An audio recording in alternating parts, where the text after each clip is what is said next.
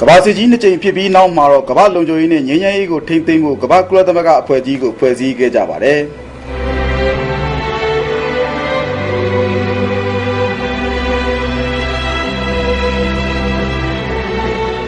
ကုလသမဂ္ဂအဖွဲ့ကြီးမှာထွေထွေတွင်းရေးမှုချုပ်အမြင့်ဆုံးရာထူးဖြစ်ပြီးကမ္ဘာငြိမ်းချမ်းရေးလုံခြုံရေးနဲ့ဖွံ့ဖြိုးတိုးတက်ရေးတွေကိုအစအစတာဝန်ယူကင်တွယ်ဖြည့်ရှင်းရတာပါ။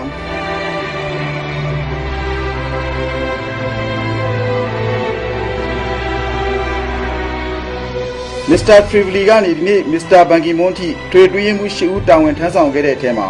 မြန်မာလူမျိုးဦးတန့်ဟာကမ္ဘာငြိမ်းချမ်းရေးအတွက်ကြီးမားတဲ့စွမ်းဆောင်မှုတွေနဲ့ထူးချွန်ဆုံးထွေထွေတွင်းရေးမှုအဖြစ်ကမ္ဘာကချီးကျူးခဲ့ကြရပါတယ်။ And their installations was already in progress. သူဟာ AR တိုင်းပန်းတနော်မြို့ငယ်လေးမှာမွေးဖွားခဲ့တာဖြစ်ပြီးပန်းတနော်မြို့သားကျောင်းကထက်တန်းအောင်ခဲ့ကရန်ကုန်တက္ကသိုလ်မှဘွဲ့ရခဲ့ပါတယ်။လွတ်လပ်ရေးရပြီးကစားအတန်လွင်ဌာနဒါရိုက်တာအဖြစ်မှုထမ်းခဲ့ပြီးပြန်ကြားရေးဝန်ရာထူးနဲ့ဝန်ကြီးချုပ်ဦးနုရဲ့တွင်းရေးမှုအဖြစ်ဦးနုရဲ့မိကွန်းတွေကိုရေးသားပေးခဲ့သူပါ1950ခုနှစ်မှာကုလသမဂ္ဂရဲ့မြန်မာနိုင်ငံဆိုင်ရာအမြဲတမ်းတန်အမတ်အဖြစ်ခန့်အပ်ခံရပြီးကမ္ဘာအရေးတွေမှာတက်ကြွစွာပါဝင်ဆောင်ရွက်ခဲ့ပါတယ်Before the acting Secretary General left for Cuba to arrange the dismantling of Soviet missile bases. U Thant met separately with both Russian and United States representatives to iron out some preliminary details before his conference.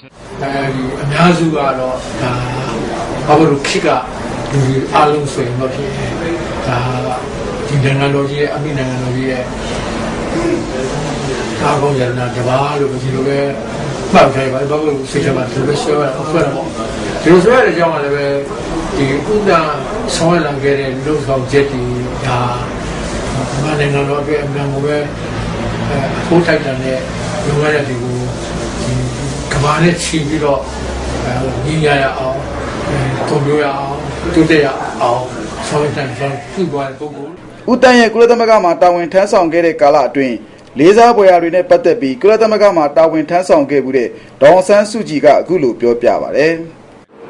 အမှန်ပြောလို့ရှိရင်အဒီကကုလသမဂ္ဂမှာလုပ်နေတော့ဦးတန်းကအထွေထွေတွင်းမှုချုပ်ဆိုတဲ့အဒီတို့ကဗမာတယောက်လိုပဲမြင်တယ်အဲ့တော့ပို့ပြီးတော့ကိုရေးကိုတာဘက်ကမြင်တယ်ပေါ့နော်ဦးတန်းကဆိုလို့ရှိရင်ဗမာတွေပေါ်မှာအင်တာမကောင်းပါတယ်ကုလသမဂ္ဂမှာအလုပ်လုပ်နေတဲ့ဗမာတွေရောတခြားကုလသမဂ္ဂပြင်ပမှာရှိနေတဲ့နယူးယောက်မှာရောက်နေတဲ့ဗမာတွေကိုဆိုလို့ရှိရင်မှမှအိမ်ကိုဖိတ်ခေါ်တယ်တွေ့တယ်ဗမာတွေတွေ့ဆုံပွဲတွေပါဖြစ်အောင်လို့မှလုပ်ပေးတယ်အဲ့တော့အဒီတို့ကတော့ပထမကတော့ဗမာတယောက်အနေနဲ့ဗမာလူကြီးတယောက်ပေါ့နော်ဗမာချင်းချင်းကိုပြန်ပြီးတော့ကြည့်ရှုဆောင်ရှောက်တဲ့ဗမာလူကြီးတယောက်အနေနဲ့မြင်တယ်ကုလသမဂ္ဂရဲ့အတွင်းမှုချုပ်အနေနဲ့မမြင်မှုတော့မဟုတ်ဘူးမြင်တော့မြင်ပါတယ်ဒါပေမဲ့ဗမာတွေဆိုတော့အဲ့ဒီဗမာဘက်ကအမြင်ကပို့ပြီးတော့အင်အားများတယ်လို့ပြောရပါတယ်ဦးသားနဲ့ပတ်သက်ပြီးစဉ်းစားလိုက်လို့ရှိရင်ရိုးရိုးလေးခေါင်းထဲမှာဖြစ်ပေါ်လာတယ်အင်တာမှလူကြီးလူကောင်းပြီးသားတယ်လူကြီးတယောက်ပြီးသားတယ်ပေါ့လူကြီးတယောက်လို့စောစောကပြောသလိုပေါ့လူကြီးတယောက်လို့ဒီဗမာတွေကနေပြီးတော့အောင်မြင်မြင်နဲ့ထင်ထင်ရှားရှားထင်ထင်ပေါ်ပေါ်အင်တာမှဩဇာကြီးတဲ့လူကြီးတယောက်ဖြစ်နေတဲ့အခါကျတော့လူကြီးတယောက်အနေနဲ့ဗမာတွေအားလုံးရှိတဲ့ဗမာတွေအားလုံးကိုပြုစုရမယ်စောင့်ရှောက်ရမယ်ဆိုတဲ့လူကြီးစိတ်ဓာတ်ရှိတာပေါ့နော်လူကြီးစိတ်ဓာတ်ရှိတယ်အင်တာအင်ဂျင်ရတယ်အင်တာပြီးတော့လုတ်တဲ့ကိုင်တဲ့နေရာမှာလူလေးစားစရာကြီးညိုစရာဖြစ်တယ်ဒီအလီတို့ကုလသမဂ္ဂမှာနေတော့မှဆိုလို့ရှိရင်ကုလသမဂ္ဂဝန်ထမ်းတွေရောကုလသမဂ္ဂမှာရောက်နေတဲ့တခြားနိုင်ငံကတန်တမန်တွေတော့ဥတန်ကိုအင်တာမှလေးစားကြ1960ခုနှစ်ဆွီဒင်နိုင်ငံသားကုလသမဂ္ဂအထွေထွေတွင်းရေးမှုချုပ်ဒက်ဟမ်မာရှိုရုတ်တရက်ကွယ်လွန်သွားတဲ့အခါဦးတန်းကိုထွေထွေတွင်းရေးမှုချုပ်အဖြစ်လုံခြုံရေးကောင်စီရဲ့ထောက်ခံချက်နဲ့ကုလသမဂ္ဂထွေထွေညီလာခံကနေရွေးချယ်တင်မြှောက်လိုက်ပါတယ်။ဘာကြောင့်လဲဆိုတော့အဲ့ဒီကသူ့အထက်ကကြောင်းကြည့်တဲ့ဒက်ဟမ်မာရှိုကဒီအာဖရိကနိုင်ငံမှာအစင်းမွားတာကိုတွားပြီးဆောင်းနေနေနဲ့ပြက်ကြပြီးသေဆုံးသွားတဲ့အတွက်ဘယ်သူကို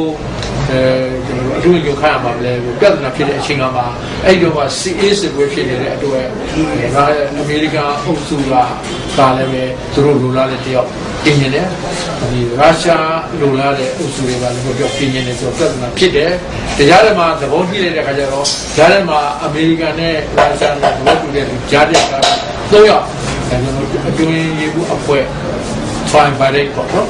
tripartite လို့လည်းခေါ်တယ် tripartite လို့လည်းခေါ်တယ်အဲ့ဒီဟာဖွဲ့စည်းပြီးတော့လုံးကြမယ်ပြောတော့ပြဿနာဖြစ်တယ်ဒီလိုကုလသမဂ္ဂဒုတိယမျိုးပြောက်တဲ့ပြည်လေလောက်တာတောင်မှပဲပြဿနာမပြီးနိုင်တာဒီလိုလားသုံးအောင်ပြီးလို့ဆိုတော့ပြီးမှမဟုတ်တော့ဘူးလူကောင်းတော့ရှာမှဖြစ်တယ်ဆိုလိုက်တဲ့အခါကျတော့ဥဒ္ဒသွားပြီးတော့အဆိုတင်ပြဥဒ္ဒတော့ရာဇအုပ်စုလည်းချက်ဒီအုပ်စုကြီးကလည်းတော့ရှေးစပဲဖြစ်တဲ့ကြားထဲမှာဒီကုလသမဂ္ဂမှာတယောက်ပြောတယောက်ကကန့်ကိုတယောက်ကတွေ့တယောက်ကကန့်ကိုဒီလိုဖြစ်နေတဲ့အချိန်ကမျိုးမှာဥဒ္ဒလိုပုဂ္ဂိုလ်မျိုးကိုဘိုးဘက်ကတော့ဒီဘက်ကရောသဘောကျလိုက်လို့ဆိုတဲ့သူ့ရဲ့အရေးချင်းဟာဒီမှာကောင်းကောင်းပြတော့တာအဲ့ဒီနောက်မှာတော့သူ့ရဲ့ထူးချွန်ပြောင်မြောက်မှုတွေကြောင့်1962ခုနှစ်ကုလသမဂ္ဂထွေထွေညီလာခံကနေကန့်ကွက်သူမရှိဘဲကုလသမဂ္ဂထွေထွေတွင်းမှုချုပ်အဖြစ်ပထမ9နှစ်သက်တမ်းခန့်အပ်ခြင်းခံခဲ့ရပါတယ်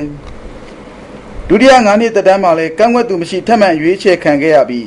းတတိယ9နှစ်သက်တမ်းထပ်မံဆောင်ရွက်ဖို့နိုင်ငံအလုံးကတိုက်တွန်းတာကိုညှင်းဆန်ခဲ့ပါတယ်ဥဒ္ဒလိုဗမာနိုင်ငံကအမြဲတမ်းတာမကြီးကုလသမဂ္ဂသွားထားတဲ့ပုဂ္ဂိုလ်ကပြန်တော်လို့ထားတာပဲဆိုတဲ့ဂုဏ်ပုဂ္ဂိုလ်ကမြန်မာနိုင်ငံရဲ့သိက္ခာကြောင့်လည်းနိုင်ငံသိက္ခာကြောင့်လည်းရသွားတာနော်အဲ့တော့သူအဲ့ဒီအရေးချင်းကခေါင်းပြောလို့ပဲသူအရေးချင်းမပြလိုက်နိုင်ဘူးသူကခန့်တာအဲ့ဒီချိန်မှာခေါင်းအစ်စ်တို့ကလည်းဖြစ်တယ်ကတော့လုပ်လိုက်ရတာပေါ့ဒါလာပြီးတော့တော့ရွေးတယ်ပေါ့ရွေးတဲ့အခါကျတော့ထိုက်တဲ့တဏ္ဍာမဲ့သူကတတရားအချိန်မြောက်က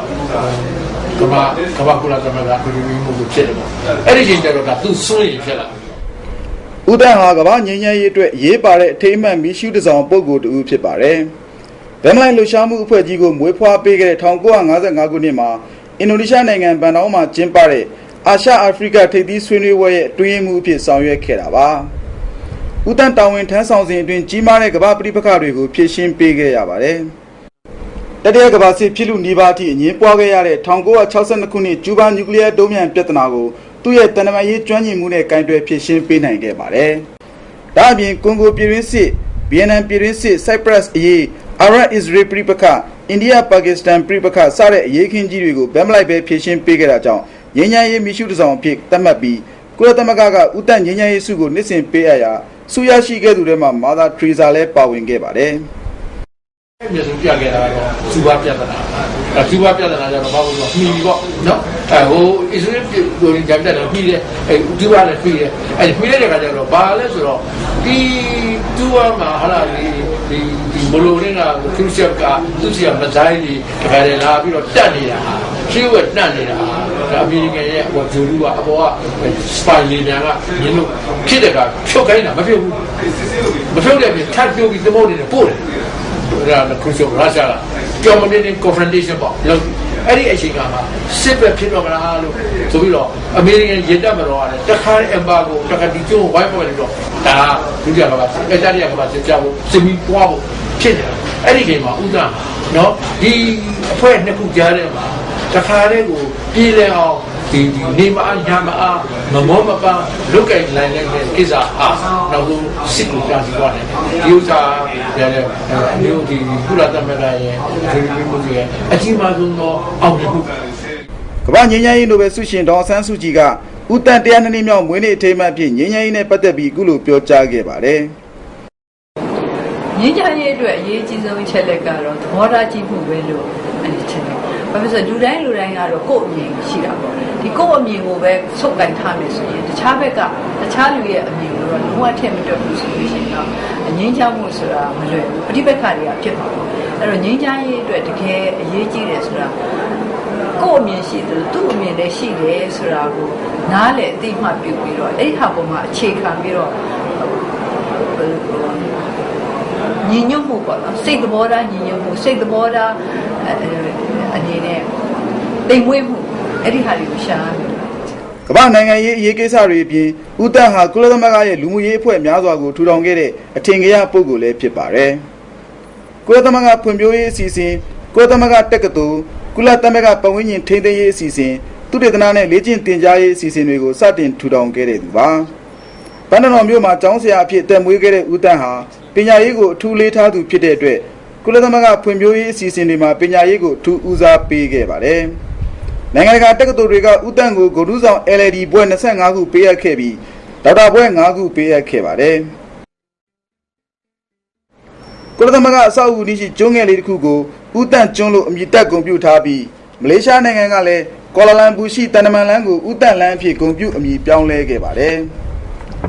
ဂျပန်နိုင်ငံတိုကျိုရှိကုလသမဂ္ဂတက္ကသိုလ်ကဦးတန်းအထိမ်းအမှတ်တင်ကြားပို့ချချက်တွေပုံမှန်ရှိနေပြီးကုလသမဂ္ဂနိုင်ငံတကာအကြောင်းကဦးတန်းပညာသင်ဆုကိုယနေ့ထိဆက်လက်ချီးမြှင့်နေသေးပါ။ဒါ့အပြင်အိန္ဒိယနိုင်ငံကဂျဝါဟာရာနေရူငြိမ်းချမ်းရေးဆုကိုလည်းချီးမြှင့်ခဲ့ပါတယ်။ဦးတန်းရဲ့ဂုဏ်ယူလေးစားစရာတွေနဲ့ပတ်သက်ပြီးအနာဂတ်လူငယ်တွေကိုဒေါအောင်ဆန်းစုကြည်ကအခုလိုပြောကြားခဲ့ပါတယ်။ဦးတန်းတယောက်တည်းနဲ့ဦးတန်းတို့ရဲ့ခေတ်အကြောင်းကိုပို့ပြီးတော့ပြောချင်တယ်။အဲ့တော့အခုလက်ရှိကျောင်းသားတွေကဦးတန်းတို့ရဲ့ခေတ်ကိုပြန်ပြီးတော့လေ့လာစေချင်တယ်။ဖြစ်လို့ဆိုရင်အဲ့ဒီခေတ်ကဦးတန်းကျောင်းသားဘဝတုန်းကဆိုလို့ရှိရင်ဗမာနိုင်ငံဟာကိုလိုနီတစ်ခုဖြစ်တယ်ကိုလိုနီနယ်တစ်ခုပေါ့နော်ပုဂ္ဂိုလ်ကိုတောင်နိုင်ငံတော့မခေါ်နိုင်တဲ့အချိန်မှာကိုလိုနီနယ်ကိုလိုနီတိုင်းပြည်တစ်ခုဖြစ်ခဲ့တယ်အဲ့တော့အဲ့ဒီလိုတိုင်းပြည်အောက်မှာအဲ့လိုကိုလိုနီစနစ်အောက်မှာဘယ်လိုကိုတိုင်းပြည်လွတ်လပ်ပြီးတော့ကိုတိုင်းပြည်ဟာအများလေးစားလောက်တဲ့နိုင်ငံတစ်ခုဖြစ်လာအောင်လို့ဘယ်လိုအဲ့ဒီခေတ်တုန်းကကျောင်းသားလူငယ်တွေကကြိုးပမ်းခဲ့တယ်ဆိုတာကိုအန်ဒီတို့အခုခေတ်ကျောင်းသားတွေကိုလေ့လာစေချင်တယ်အဲ့တော့ဦးတန်းတယောက်တည်းမဟုတ်ဘဲနဲ့ဦးတန်းရဲ့ခေတ်ဆိုတာလိုလိုပြောလိုက်ရမယ်ဆိုရင်လွတ်လပ်ရေးရအောင်လို့လှုပ်ရှားခဲ့တဲ့လူငယ်ကောင်းဆောင်များရဲ့ခေတ်အဲ့ဒီခေတ်ကိုလေ့လာပါအဲ့ဒီခေတ်ကသင်ခန်းစာတွေကိုယူပြီးတော့ကိုယ့်ခေတ်ကိုလည်းပြောင်မြောက်အောင်လို့အောင်မြင်အောင်လို့လုပ်ပါလို့သူဟာ journalist ဦးလည်းဖြစ်ခဲ့ပြီးစာဆောင်မဂ္ဂဇင်းတွေမှာမင်းတီလာဆိုတဲ့ကလောင်နာမည်နဲ့ဆောင်းပါးတွေရေးသားခဲ့တယ်လို့ journalist တူအဖြစ်အမြဲပဲဂုဏ်ယူဝမ်းမြောက်ကြောင်းသူ့ရဲ့ပြောရေးဆိုခွင့်ရှိသူကပြောသွားခဲ့ပါတယ်။ဦးတန်းဟာကုလသမဂ္ဂထွေထွေတွင်းမှုချုပ်အနေနဲ့ကမ္ဘာအရေးတွေကိုဖြည့်ရှင်းပေးခဲ့တယ်လို့လက်ရှိကုလသမဂ္ဂအနေနဲ့မြန်မာအရေးကိုဘယ်လိုရှုမြင်သင့်တယ်ဆိုတာနဲ့ပတ်သက်ပြီးလဲဒေါအောင်ဆန်းစုကြည်ကအခုလိုပြောကြားသွားခဲ့ပါတယ်။အန်ဒီတို့လိုနိုင်ငံအသေးလေးတွေကတကယ်တော့ကုလသမဂ္ဂကအများကြီးအားကိုးရမယ့်နိုင်ငံတွေ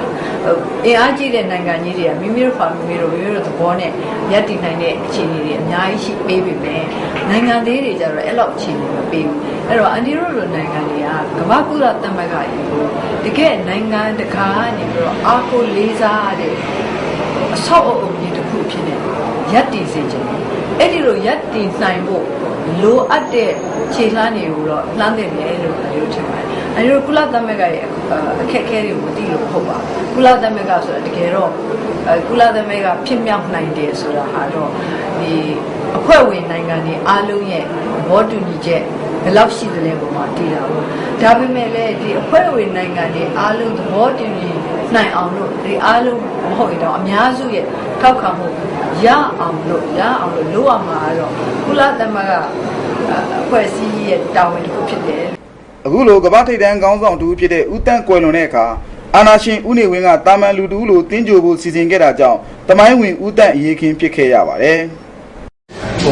အားလုံးပါပြီကက်လက်ဒီလမ်းပေါ်ဘေးနားမှာချပြီးတော့ဒီဇုံဟာကိုလူသားစုတွေကကုန်ပြီးကက်တယ်ဒီလမ်းပေါ်ကတော့နေတဲ့ပုံကြီးอ่ะဘာမှမြင်ရရှင်းမပေါင်းဟောခက်တယ်လားခေရစားတာတရားတရားမတတ်တဲ့ဒီလိုဝိုင်းပြီးတော့ဆယ်ရီမိုနီစီမောင်းတော့ပြင်နေကြည့်လို့အဲ့လိုခံစားရတာပေါ့အဲ့တော့ဒီနားမှာချပြီးတော့ခေါင်းဖွင့်ပြီးတော့သူရဲ့အမျိုးတဲ့ဥစ္စာကိုဥခံဥစ္စာကိုစပြီးတော့သူတို့ဒီသာသူကိုတက်ပြောင်းတော့ပါတယ်တော့ဥတော့တော့ရစတိုင်သမီးအဲ့တော့ပြောလိုက်ပါတယ်အဲ့တော့ဘာလို့အားလုံးဒီလိုလူနဲ့တရားလုံးဟာဒါလည်းတော့ရှိတယ်မြန်မာနိုင်ငံတော်ရဲ့သာကောက်ရနာဓမ္မဒီလိုပဲမတိမတာမစင်မစားဒီလိုနဲ့ဒီပြုလုပ်တော့ဒီလိုရတဲ့ကိစ္စတွေတော့ဒီမှာစီထဲမှာဒီစုံရဖြစ်ပါတယ်လို့အဲ့လိုပဲဒီသားပြောလိုက်ရတယ်လူကတချင်တော့အခါမှာတော့မြန်မာနိုင်ငံမှာဒီလိုထုံးတော့ပေါ့ဖြစ်ခဲ့တဲ့ကမ္ဘာနဲ့ချီပြီးငင်းငင်းရုပ်စုပေးနေတဲ့မြန်မာနိုင်ငံတော်ရဲ့သာကောက်ရနာဓမ္မရဲ့ရုပ်ပုတ်လွှာကျွန်တော်တို့ရဲ့နိုင်ငံရေးဥပဒေရုပ်ပါသူ့ရဲ့တာကောင်းတယောက်ရဲ့ဥပဒေရုပ်ပါပြန်လည်ပြီးတော့ထင်းထင်းရှားရှားနဲ့အခါတည်းတကယ်ကိုထုံးတော့ပေါ့ဖြစ်ပေါ်လာပြီးတော့သူ့ရဲ့အမှတ်တရအထိမအခုပေါ့ကြောက်တဲ့ဖြစ်စေကြောက်ရွံ့ဖြစ်စေရုပ်ထုဖြစ်စေထင်းထင်းရှားရှားတော့ပေါ်လာပြီးဖြစ်လာအောင်ပါပဲဆိုတာဒါဘာလို့ဆိုလဲယုံကြည်ထားပါတယ်ဂျာနယ်လစ်ဘဝကိုတွေ့တာသူဦးတန်းဟာ ကျောင်းသားလှုပ်ရှားမှုတွေရဲ့အထိမ်းအမှတ်တစ်ခုဖြစ်တယ်လို့ငြိမ်းချမ်းရေးပြည်သူကလူမှုရေးအဖွဲ့အစည်းတွေရဲ့မိရှုတစ်ဆောင်အဖြစ်ကမ္ဘာမှာမြန်မာလူမျိုးတွေအတွက်ဂုဏ်ယူစရာပုဂ္ဂိုလ်ဖြစ်ခဲ့တာမို့သူ့ရဲ့လူမှုရေးနိုင်ငံရေးကမ္ဘာငြိမ်းချမ်းရေးဆောင်ရွက်ချက်တွေကိုဂုဏ်ပြုတင်ဆက်လိုက်ရပါတယ်ခင်ဗျာ